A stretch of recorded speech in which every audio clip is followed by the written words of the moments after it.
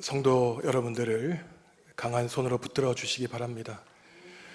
사람은 한 명의 예외 없이 모두가 죄인이죠. 죄인은 오직 하나님의 은혜로 구원받습니다. 오직 은혜로 구원받는다고 해서 사람이 노력하지 않아도 된다는 말은 아닙니다. 사람이 하나님께 구원받기 위해 최선의 노력을 다해야 되겠지만 우리가 죄와 고난에서 구원받는 그 밑바탕에는 오직 하나님의 은혜와 도우심과 긍휼함이 있다는 말이죠. 개신교가 가지고 있는 오직 은혜로라는 표어가 오늘 바울이 선포한 오직 믿음으로라고 하는 표어와 같은 말입니다. 성경은 사람이 하나님의 형상을 따라 지음받은 존귀한 존재로 하나님이 직접 이 땅을 통치하실 수 있지만 우리를 대리인으로 이 땅에 보내주셔서 이 땅을 다스리게 하셨습니다. 하지만 첫사람 아담과 하와는 그러한 하나님의 은총을 저버리고 하나님과 같이 되기 위해서 선악과를 따먹고 하나님을 피해 숨어 다니는 존재가 됩니다. 하나님의 형상을 따라 지음받은 존귀한 존재가 어느 한순간에 죄인이 되어버립니다. 어떤 신학자는 사람을 가리켜서 하나님과 사탄 사이에서 우왕좌왕하는 존재라고 규정하고 있습니다. 이처럼 사람은 존귀함을 가지고 있지만 동시에 죄인이기에 이러한 이중성을 안고 살아갈 수밖에 없죠. 겉으로는 의인으로 보이고 싶어 하지만 그 마음 속에는 늘 사탄의 노예의 모습이 우리를 사로잡고 있습니다. 이러한 이중성이 바로 바울이 가진 고민이었죠. 마음으로는 하나님의 성령의 법을 따르고 싶지만 육신이 연약하여 몸은 육체의 법을 따르는 가련한 존재가 되었다고 바울은 고백하고 있습니다. 500년 전 종교개혁자 루터도 바울과 같은 고민을 가지고 있었습니다. 자기가 짓는 죄를 해결하기 위해서 여러 선행과 고행을 했지만 그럴 때일수록 나의 죄의 문제가 해결받는 것이 아니라 오히려 더 깊은 죄의식 속에 빠지게 되는 것을 루터는 알게 되었습니다. 사실을 하나 보시면은 로마에 있는 계단 교회의 28개 계단입니다. 500년 전 많은 신앙인들, 수도사들이 이 28개가 되는 계단을 무릎으로 걸어 올라가면서 자신의 죄를 고행으로 해결하려고 했죠. 하지만 그 고행의 결과는 복음으로 인한 해방이 아니라 더욱더 깊은 고통과 괴로움의 낭떠러지였습니다.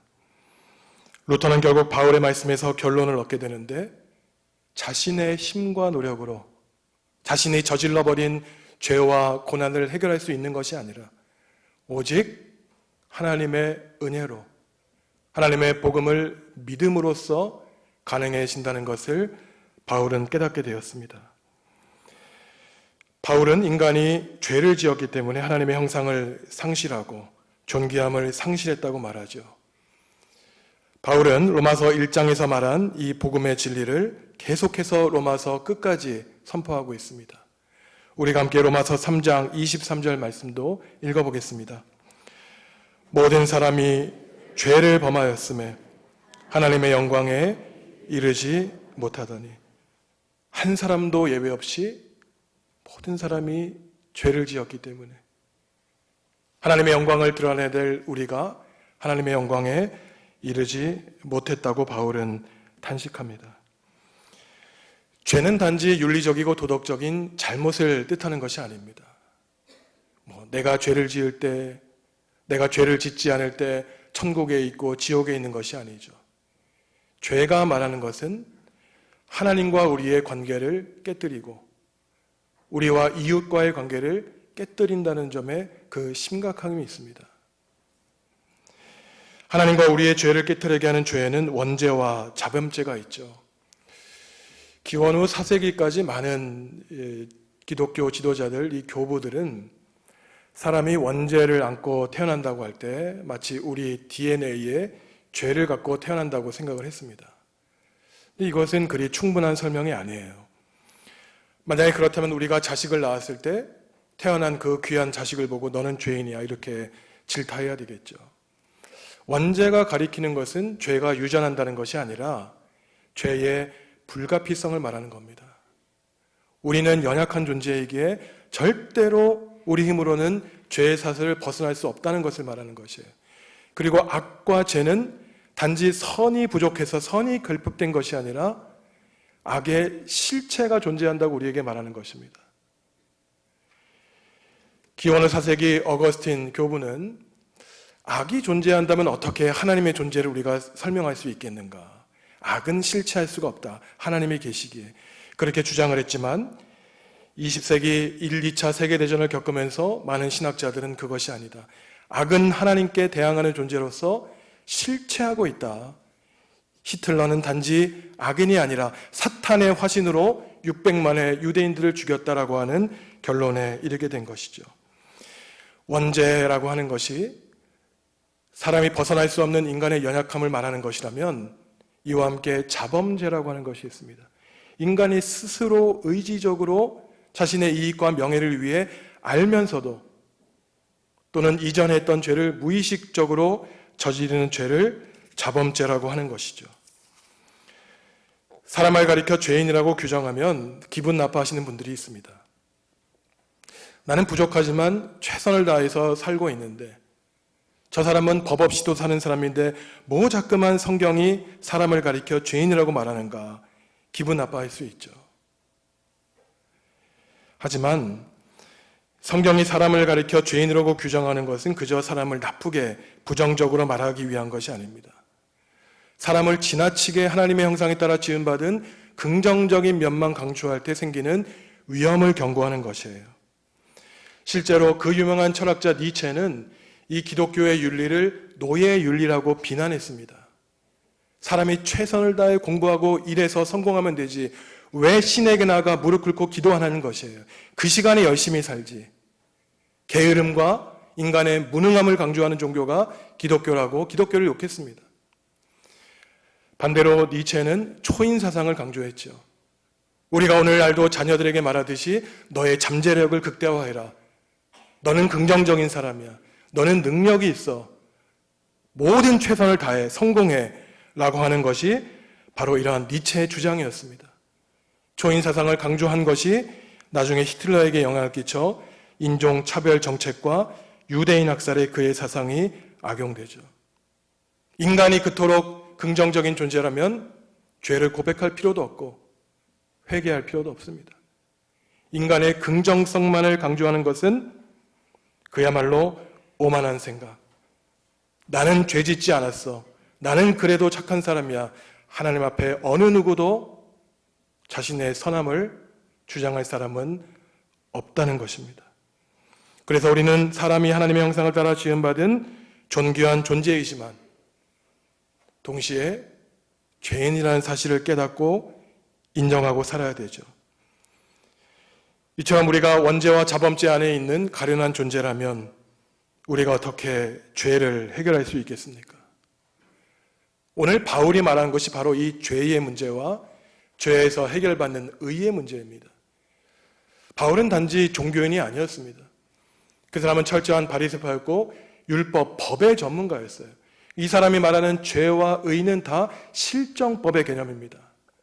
오늘날 우리가 죄를 지으면 어떻게 해결할 수 있습니까? 죄의 경중에 따라 벌금을 내고 피해 보상을 하든가 아니면 더 심한 죄를 지으면 감옥에 갔다 오면 됩니다.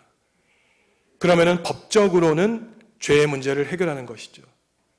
하지만 내가 피해 보상을 하거나 감옥에 갔다고 해서 그 모든 죄의 문제가 해결되는 것은 아닙니다. 내가 실수로 밤에 새벽에 사람을 치어 죽고 감옥에 갔다 왔다고 해서 그 사람을 죽인 것에 대한 죄책감에서 벗어날 수 있는 건 아니죠. 그래서 바울은 죄에 대한 궁극적 해결책이 있는데 그것을 오늘 우리가 읽은 로마서 1장에서 우리에게 제시하고 있는 것입니다. 다시 한번 우리가 로마서 1장 16절과 17절 말씀 함께 읽겠습니다. 내가 복음을 부끄러워하지 아니하노니 이 복음은 모든 믿는 자에게 구원을 주시는 하나님의 능력이 됨이라. 먼저는 유대인에게요 그리고 헬라인에게로다. 복음에는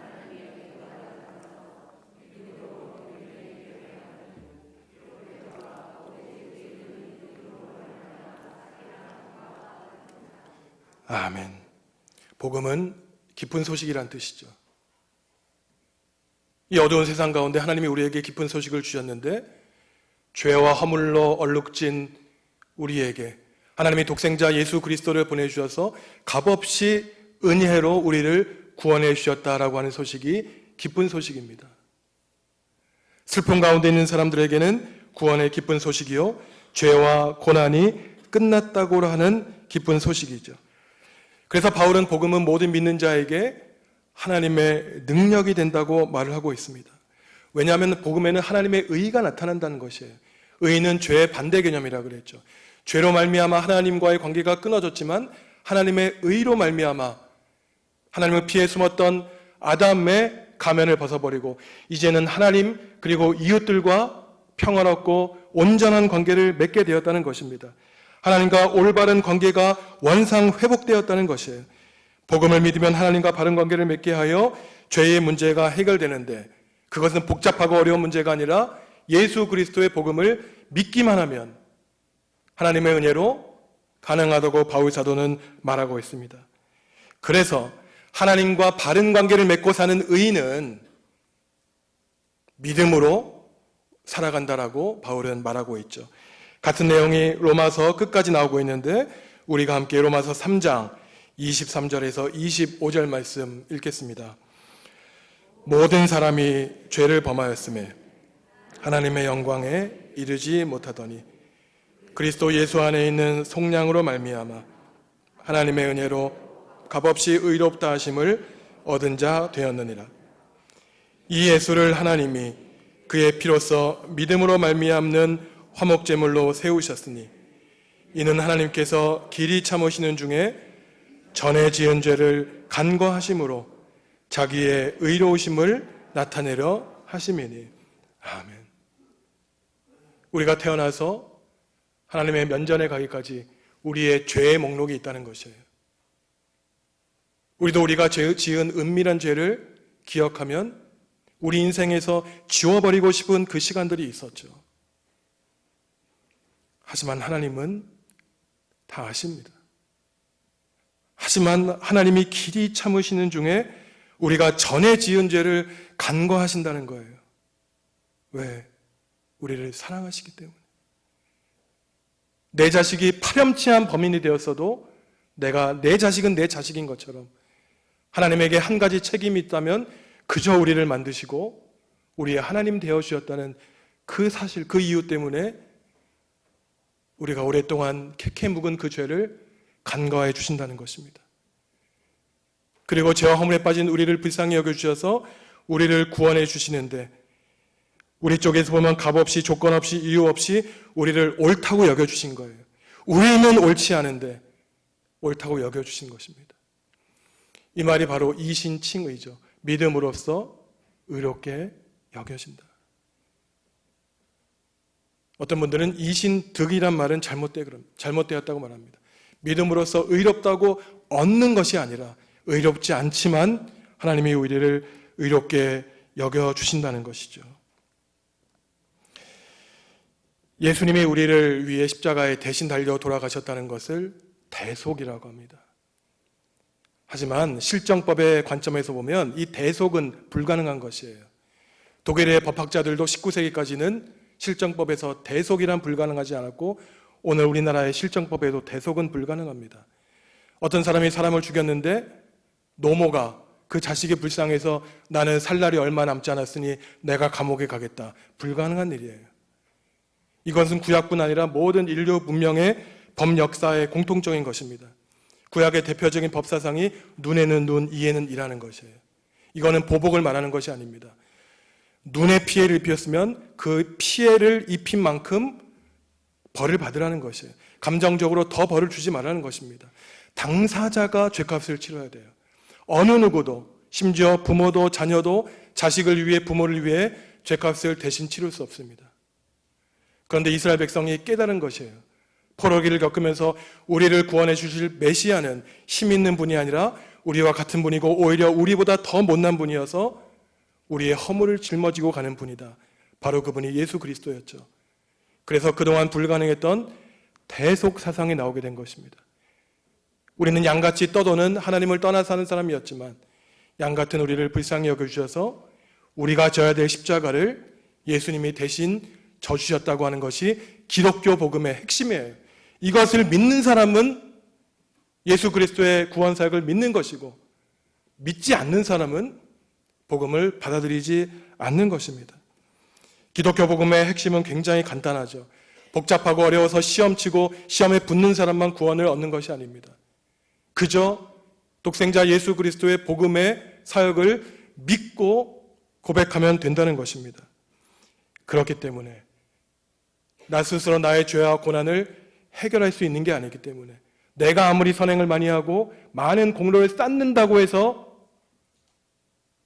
하나님의 구원을 부정하고 나 스스로 나를 구원할 수 없기 때문에 누구도 자랑할 수 없다고 말하죠. 지난주에 에베소서에서도 바울은 같은 말을 했습니다. 오늘 로마서 3장 27절 28절에도 같은 말을 하죠. 우리가 함께 27절 28절 읽겠습니다. 그런즉 자랑할 때가 있느냐? 있을 수가 없느니라. 무슨 법으로냐 행위로냐? 아니라 오직 믿음의 법으로니라. 그러므로 사람이 의롭다 하심을 얻는 것은 율법의 행위에 있지 않고 믿음으로 되는 줄 우리가 인정하노라. 아멘. 이 세상 어느 누구도 자기의 죄와 고난의 문제를 스스로 해결할 수 없고 오직 하나님의 은혜와 하나님의 믿음으로 가능하기 때문에 어느 누구도 자랑할 수 없다는 것입니다. 행위를 자랑할 수 없다는 것이에요. 혹시 자랑할 수 있다면 하나님의 복음을 자랑하는 것이죠. 그렇기 때문에 선행과 공로와 의를 자랑하는 교인들로 가득 찬 교회 공동체는 늘 시끄럽고 분열이 많습니다. 오직 예수 그리스도의 십자가의 죽음만 자랑하고 저는 죽을 죄인입니다. 겸손히 하나님의 은혜를 갈망하며 믿음으로 하나님을 신뢰하는 사람들이 가득 찬 교회가 하나님의 은혜로 충만한 교회이지요. 내 힘으로 구원받은 것이 아니기 때문에 내 힘으로 하나님과 이웃과 관계가 회복된 것이 아니기 때문에 아무도 자랑할 수 없습니다. 모두가 못난 사람, 죄인이었는데 주님이 우리를 그저 불쌍히 여겨주셔서 우리를 구원해 주셨죠. 제가 28절 말씀 다시 한번 읽어드립니다. 그러므로 사람이 의롭다 하심을 얻는 것은 율법의 행위에 있지 않고 믿음으로 되는 줄 우리가 인정하더라. 기독교는 율법과 행위의 종교가 아니에요. 믿음의 종교, 은혜와 구원의 종교입니다. 그런데 오해하는 사람들이 있죠. 지난주에 은혜를 값싼 은혜로 천박하게 이해했던 사람들이 있었듯이 이 믿음을 아주 천박한 믿음으로 이해하는 사람들이 있습니다. 사람들이 기독교를 욕하는 이유가 믿음에 대한 잘못된 이해 때문이죠. 평생 동안 멋대로 살다가 죽기 전에 예수님 믿는다 그러면 구원받느냐? 아니면은 내가 이미 구원받았기 때문에 고백한 다음에는 내가 제 멋대로 살아도 하나님이 우리를 구원해 주신다. 이러한 이해는 믿음에 대한 잘못된 이해입니다. 믿음에 대한 바른 이해는 하나님이 우리를 만들어 주셨고 우리를 구원해 주신 하나님의 행위에 대해서 믿음으로 반응하는 것이에요. 믿음은 사람에 대한 믿음이 아니라 예수 그리스도에 대한 믿음이요 하나님에 대한 신뢰를 말합니다. 믿음은 단지 우리의 머릿속에서 일어나는 어떤 영적인 현상이 아니라 인정과 고백이 아니라는 거예요. 그렇기 때문에 수많은 그리스도인들이 예수님을 우리의 구세주라고 믿는다고 하고 고백하지만 실제 삶에서는 무능력하고 무기력한 실패한 사람으로 살아가는 이유가 믿음의 능력이 없기 때문입니다. 믿음의 능력을 이해하기 위해서는 이 바울 사도가 따온 원래 이 의인은 믿음으로 살리라라고 하는 이 구절이 있는 그 책을 이해하셔야 됩니다. 로마서 1장 17절에 의인은 믿음으로 살리라라고 하는 이 구절은 사실 수백 년 전 하박국 2장 4절에 나오는 것이에요. 예언자 하박국의 기도가 아주 유명하죠. 무화과나무에 소출이 없고 포도나무에 열매가 없어도 외양간에 소가 없어도 나는 오직 하나님만으로 하나님을 기뻐하고 찬양할 것입니다. 이 하박국의 고백은 대단한 것이었습니다. 왜냐하면 하박국은 의인으로 하나님에 대한 믿음을 가지고 살았지만 주변에는 하나님을 믿는다고 하면서 악을 행하는 수많은 사람들이 있었기 때문이에요. 그리고 이스라엘을 선민이라고 자신들을 고백했지만 늘 이방의 침입을 받았기 때문입니다. 하박국이 하나님께 따져 묻죠. 하나님이 살아계신데 어떻게 이럴 수 있습니까? 왜 제가 이처럼 고통을 당해야 됩니까? 그때 하나님이 해주시는 말씀이 오늘 바울이 한 얘기였어요. 우리가 함께 하박국 2장 4절 말씀 읽겠습니다. 보라, 그의 마음은 교만하며 그 속에서 정직하지 못하나 의인은 그의 믿음으로 말미암아 살리라. 아멘. 보라, 봐. 여기서 말하는 그는 하나님을 믿는다고 하면서도 악을 행하는 사람이에요. 승승장구하는 사람입니다. 그의 마음은 교만하여 그 속에는 정직하지 못하다는 것을 하나님은 아신다는 거예요. 하지만 너는 너의 길을 가라는 겁니다. 의인은 오직 믿음으로 말미암아 살리라. 믿음은 아주 구체적인 뜻이에요. 내가 고백하고 인정하는 게 아닙니다. 하나님을 신뢰하는 것이에요. 하나님이 나를 만드셨고 우주 만물의 창조자이시기에 내가 칠흑 같은 어두운 골짜기를 다닐지라도 나 자신을 내어 맡길 수 있는 겁니다. 내가 계산해서 이 길 저 길을 선택하는 것이 아니라 하나님의 인도하심을 믿기에 내 자신을 온통 하나님께 내어 맡길 수 있는 것이죠. 그래서 2장 4절이 중요하지만 그 앞구절에는 이 믿음에 관한 본질 중요한 말씀이 나옵니다. 우리가 함께 읽습니다. 이 묵시는 정한 때가 있나니 그 종말이 속히 이르겠고 결코 거짓되지 아니하리라. 비록 더딜지라도 기다리라. 지체되지 않고 반드시 응하리라. 아멘. 비록 더딜지라도 기다리라는 거예요. 너의 육신의 눈으로 볼 때에는 악인이 승승장구하는 것 같고 하나님을 믿는 사람들이 고난당하고 실패하는 것 같지만 하나님의 약속의 말씀은 반드시 이루어진다는 겁니다. 비록 더딜지라도 이루어지지 않는 것은 아니다.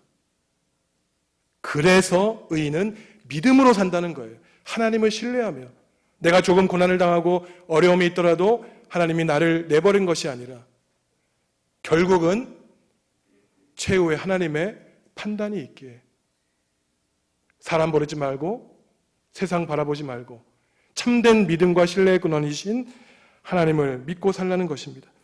하나님을 신뢰하면 우리 가운데 역사하실 하나님의 행위에 우리 자신을 개방하게 돼요. 우리를 열어 하나님이 우리의 삶을 통해 하나님의 일을 역사하십니다. 그래서 하나님을 믿는다고 하는 이 믿음이라고 하는 뜻에는 평안이라고 하는 뜻도 있어요. 바울 사도가 골로새서에서 골로새 교인들에게 말하기를 하나님의 평안이 여러분의 마음을 다스리게 하십시오. 우리가 하나님을 신뢰하고 믿으면 우리 마음이 평안합니다. 우리가 불안하고 염려, 걱정 가운데 있는 것은 하나님을 믿지 않기 때문이에요. 하나님을 신뢰하지 않기 때문입니다. 믿음의 대상을 잘못 정했기 때문에 사람이 나의 믿음의 대상이 되었고 나의 인맥, 나의 지식, 나의 학벌, 나의 돈이 내 믿음의 대상이 되었기 때문에 불안합니다. 왜? 인간관계는 언제라도 끊어질 수 있기 때문에 돈은 언제라도 내 주머니에서 사라질 수 있기 때문에 그것이 바로 성경이 말하는 우상이에요. 수천 년 전부터 하나님은 많은 예언자들을 보내시고 우리에게 말씀하셨죠. 하나님을 믿어라. 하나님을 신뢰해라. 하지만 하나님을 신뢰하지 않고 인간적인 방법을 신뢰했기에 결국은 하나님은 예수님을 보내셔서 우리를 구원해 주셨고 다시금 하나님을 의지하고 신뢰하라고 우리에게 말씀하십니다. 성도 여러분, 우리는 우리가 왜 죄인인지 알게 되었습니다. 또 죄에서 어떻게 구원받게 되는지 깨닫게 되었습니다. 오직 하나님의 은혜로, 오직 예수 그리스도의 복음을 믿음으로 우리는 죄와 고난에서 구원받고 해방받을 수 있는 것이죠. 500년 전 종교개혁자들이 오직 은혜, 오직 믿음을 강조했던 이유는 당시 교회가 수많은 사람들에게 행위와 공로와 의로 구원받을 수 있다는 거짓 복음을 제시했기 때문에 수많은 사람들이 그 거짓 믿음에 유혹되어 예수 그리스도의 십자가의 죽음을 간과했기에 참된 복음을 회복하여 오직 믿음, 오직 은혜를 강조하게 되었습니다. 오직 믿음으로라고 하는 사상은 우리의 노력을 부정하는 것이 아니라 인간의 연약함을 고백하는 것입니다. 내 힘으로는 아무리 수많은 공로의 바벨탑을 쌓아도 하나님께 도달할 수 없기에 하나님만 의지하고 하나님께 도우심을 간구하는 것이 바울이 말한, 루터가 말한 오직 은혜로, 오직 믿음으로입니다. 사랑하는 성도 여러분, 하박국이 그랬던 것처럼, 바울이 그랬던 것처럼, 루터가 그렇게 살려고 노력했던 것처럼 오직 믿음으로 살아가시기 바랍니다. 하나님 이외에 헛된 우상을 신뢰하고 살아가다가 넘어지지 마십시오. 사람 때문에 실족할 필요도 없습니다. 돈 때문에, 내 조건 때문에 실망할 필요도 없어요. 왜? 우리 뒤에는 참된 생명이신 하나님이 계시기 때문입니다. 믿음이 약해질 때마다 오늘 우리가 찬송한 것처럼 하나님께 간구하며 하나님 저를 붙들어 주십시오. 제가 힘듭니다. 제가 지금 넘어졌습니다. 하지만 인류 역사를 통해 모든 인류를 구원해 주신 하나님께서 저를 구원해 주십시오. 붙들어 달라고 기도하셔야 됩니다. 말씀을 가까이 하셔야 돼요. 그렇기 때문에 우리가 예배 생활에 게으르시는 게 아닙니다. 주일 성수가 다른 말이 아니에요.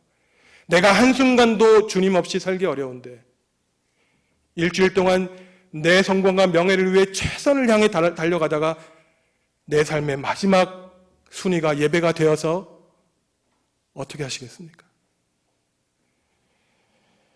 죄와 고난에서 구원받아 하나님과 바른 관계를 맺고 사시기 바랍니다. 그러할 때 하나님은 우리를 죄에서 구원하실 뿐만 아니라 그 놀라운 구원의 복음의 일꾼으로 우리를 사용해 주실 것입니다. 믿음 가운데 승리하시고 인류를 구원해 주시는 하나님의 복음을 만민에게 전파하시는 거룩한 하나님의 일꾼 되시기를 간절히 소원합니다. 기도하시겠습니다.